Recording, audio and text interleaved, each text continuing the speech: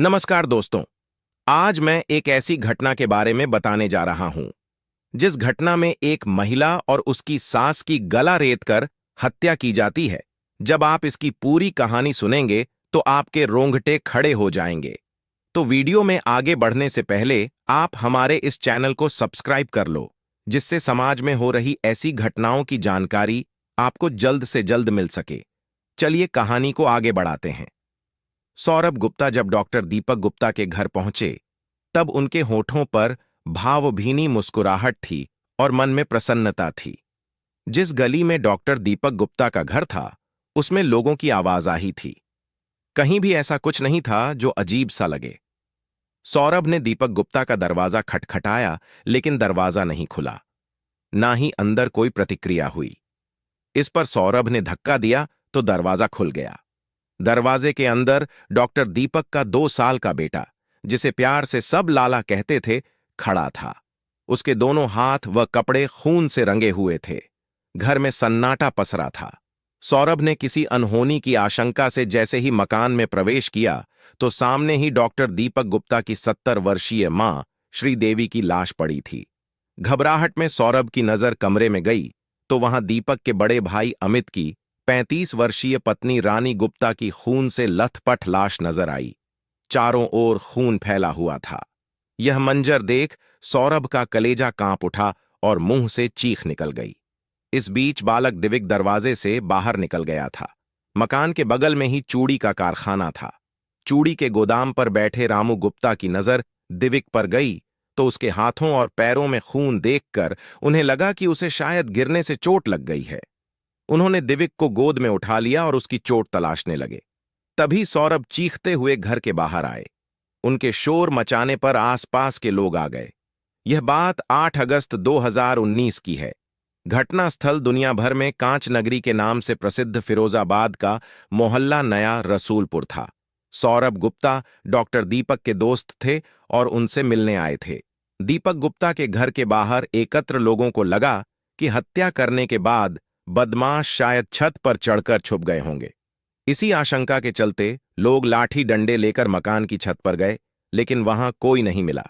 यह मकान शहर के नामचीन बाल रोग विशेषज्ञ डॉक्टर के गुप्ता का पैतृक मकान था, जिसमें उनके तीसरे नंबर के भाई दीपक गुप्ता अपनी पत्नी, बेटे, दूसरे नंबर के भाई अमित गुप्ता, उनकी पत्नी रानी और महाशिव देवी के साथ रहते थे।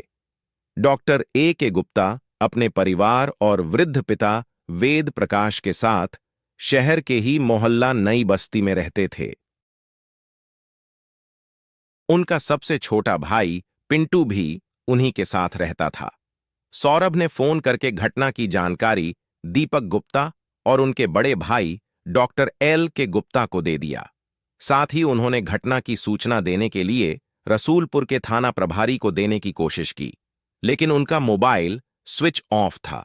इस पर उन्होंने 100 नंबर पर कॉल किया, लेकिन कई बार नंबर डायल करने के बाद भी कॉल रिसीव नहीं की गई।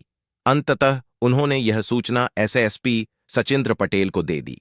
एसएसपी के निर्देश पर दोपहर करीब 12 बजे एएसपी प्रबल प्रताप सिंह, इंदु प्रभा सिंह पुलिस टीम के साथ मौका वारदात पर पहुंच गए। जब यह सूचना डॉक्टर के गुप्ता को मिली तब वह और उनकी पत्नी नीता गुप्ता मेडिकल कॉलेज फिरोजाबाद में मरीजों को देख रहे थे।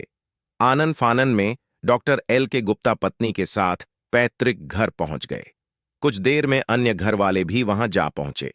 पुलिस ने घटनास्थल को सील कर दिया ताकि सबूतों से किसी तरह की छेड़छाड़ न की जा सके। इसके बाद थाना प्रभारी बीडी पांडे भी पुलिस टीम के साथ वहां पहुंच गए। मामले की गंभीरता को देखते हुए एसएसपी सचिंद्र पटेल, एसपी राजेश कुमार भी आ गए थे। फॉरेंसिक टीम को भी मौके पर बुला लिया गया था। दिन दहाड़े हुए इस डबल मर्डर की खबर कुछ ही देर में पूरे इलाके में फैल गई। देखते ही देखते मौके पर लोगों की भारी भीड़ एकत्र हो गई। लोगों के आक्रोश को देख किसी अनहोनी की आशंका से अधिकारियों को फिरोजाबाद के थाना दक्षिण, थाना उत्तर व थाना लाइन पार के अलावा जिले के अन्य थानों से भी फोर्स मंगानी पड़ी। सूचना मिलने पर डॉक्टर अरुण कुमार सिंह, सिरसागंज संजय वर्मा भी मौका वारदात पर पहुंच गए। पुलिस अधिकारियों ने शवों का निरीक्षण किया तो पता चला दोनों महिलाओं की हत्या बड़ी बेरहमी से की गई थी। कमरे में रानी का शव पड़ा था। शव के पास ही सोने की चूड़ी, हथौड़ा व चाकू पड़ा मिला। दोनों महिलाओं की हत्या गला रेत कर की गई थी। रानी के पैरों के पास ही सास शिवदेवी का शव पड़ा था। उनके पैर कमरे के बाहर आंगन में थे। निरीक्षण के दौरान यह बात भी सामने आई कि खुद को हत्यारे से बचाने के लिए सास बहू ने काफी संघर्ष किया था, क्योंकि दोनों के गले कटे होने के अलावा उनके शरीर पर भी कई जगह चोट के निशान थे। घटनास्थल के हालात देखने से लग रहा था कि रानी की हत्या पहले हुई। उस समय सास शिवदेवी ऊपर वाले कमरे में रही होंगी। ऊपर की मंजिल पर पड़े लोहे के जाल के पास लगे नाली के पाइप पर भी खून लगा था। पुलिस का अनुमान था कि शिवदेवी के सिर पर पहले हथौड़े से प्रहार किया गया, बाद में उन्हें घसीटते हुए नीचे लाया गया। नीचे लाकर उनका भी गला रेत कर हत्या कर दी गई। घर में चारों तरफ खून फैला हुआ था। नीचे वाले कमरे में पलंग के पास रखी अलमारी खुली हुई थी और उसका सामान बिखरा पड़ा था। मकान के ऊपर वाले हिस्से में सीढ़ियों के बाएं तरफ वाले कमरे में रखी अलमारी भी टूटी हुई थी। उसका सामान भी बिखरा पड़ा था। दूसरे कमरे में रखी अलमारी का हैंडल टूटा था। अनुमान था कि इस अलमारी को भी खोलने का प्रयास किया गया था, लेकिन हत्यारे सफल नहीं हो सके थे। इस बीच फॉरेंसिक टीम ने अलमारी और अन्य स्थानों से फिंगरप्रिंट और अन्य सबूत एकत्रित किए। घरवालों ने बताया कि मकान के ऊपरी हिस्से में छोटा भाई दीपक गुप्ता, उनकी पत्नी दीप्ति गुप्ता, महाशिव देवी और 2 बेटे रहते थे, जबकि नीचे वाले हिस्से में दूसरे नंबर का भाई अमित गुप्ता अपनी पत्नी रानी, बेटी रिया व बेटे यीशु के साथ रहता था। दिविक को छोड़कर बाकी बच्चे स्कूल गए हुए थे। अमित की अपनी पैथ लैब थी। घटना के बाद सभी बच्चों को स्कूल से बुला लिया गया। सदर विधायक मनीष उस दिन लखनऊ में थे। घटना की जानकारी मिलने पर उन्होंने इस बारे में गृह सचिव व डीजीपी को बताया। डीजीपी तक मामला पहुंचने के बाद दोपहर लगभग 2 बजे आईजी आगरा सतीश गणेश अपने साथ डॉग स्क्वाड की टीम लेकर मौका ए वारदात पर पहुंच गए।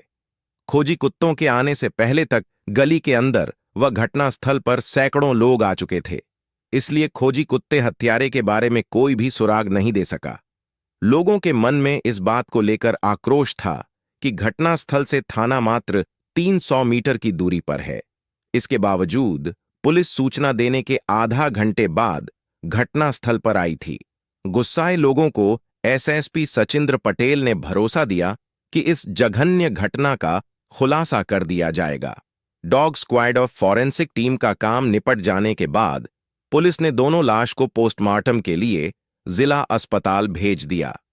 एसपी सचिंद्र पटेल ने हत्यारों के शहर से बाहर भागने की बात के मद्देनजर रखते हुए पुलिस को railway station, roadways bus stand तथा प्राइवेट बस स्टैंड पर चेकिंग करने के आदेश दिए।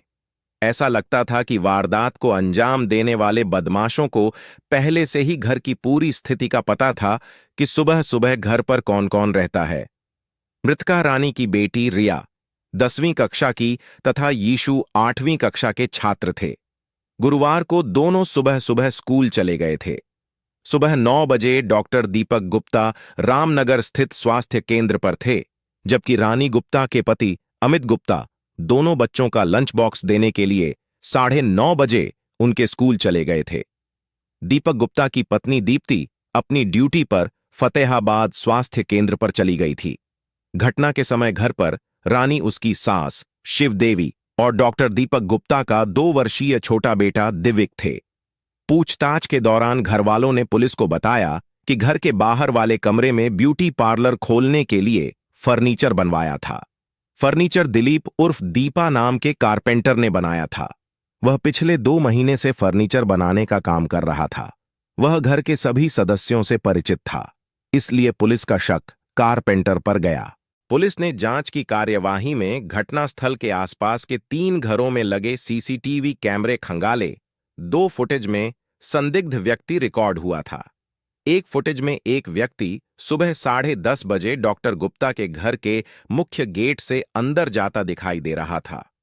वही व्यक्ति 11 बजे मकान के बाहर के कमरे जिसमें ब्यूटी पार्लर बनना था, उसके गेट से बाहर निकलता दिखाई दिया।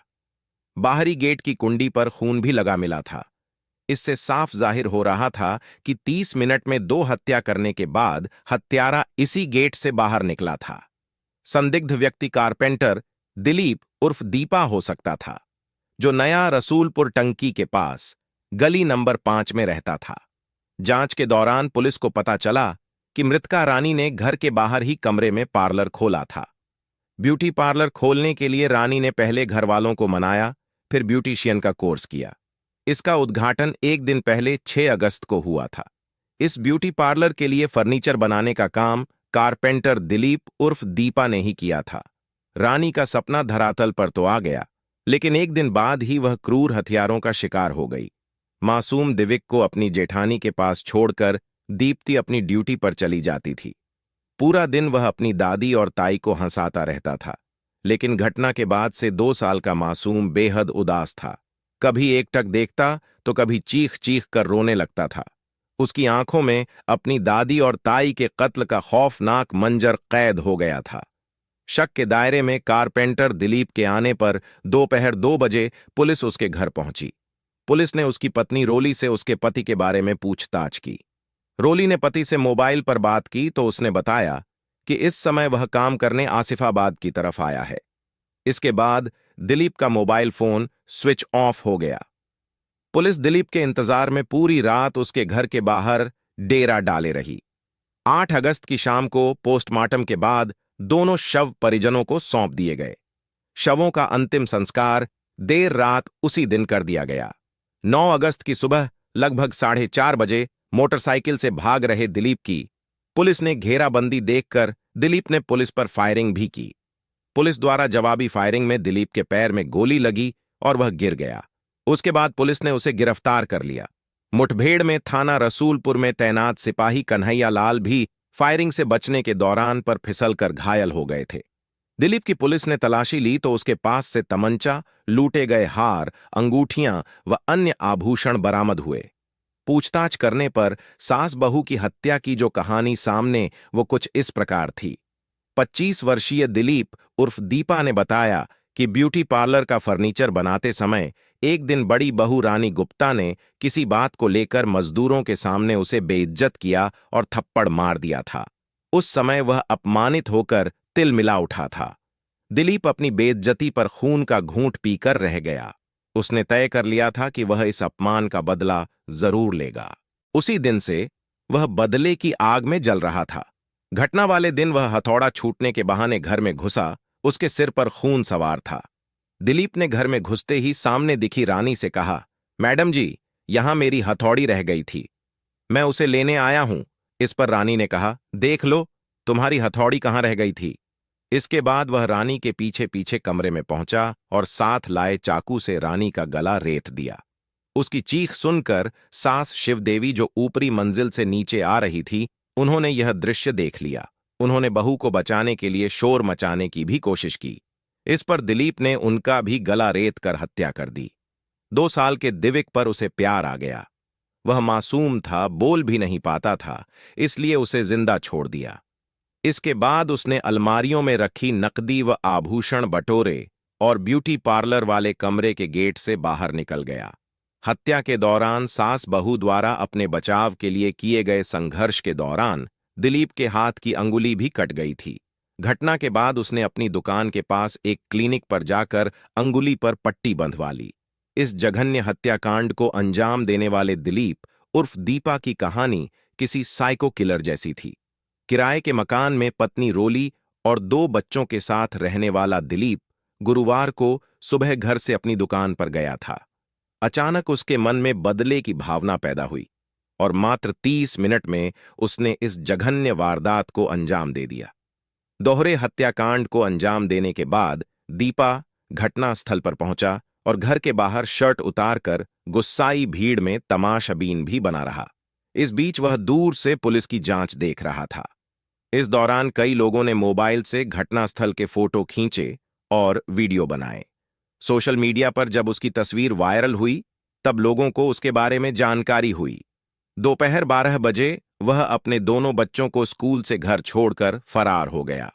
पुलिस ने घायल हत्यारे दिलीप तथा सिपाही कन्हैया लाल को उपचार के लिए फिरोजाबाद के मेडिकल कॉलेज में भर्ती कराया। उपचार के बाद दिलीप को कोर्ट में पेश किया गया। दिलीप उर्फ दीपा के खिलाफ हत्या और लूट के अलावा पुलिस मुठभेड़ का मुकदमा भी दर्ज किया था। अदालत से उसे जेल भेज दिया गया। बदले की आग में दिलीप उर्फ दीपा अपना आपा खो बैठा और बेइज्जती का बदला लेने के चक्कर में उसने 2 व्यक्तियों की जान ले ली।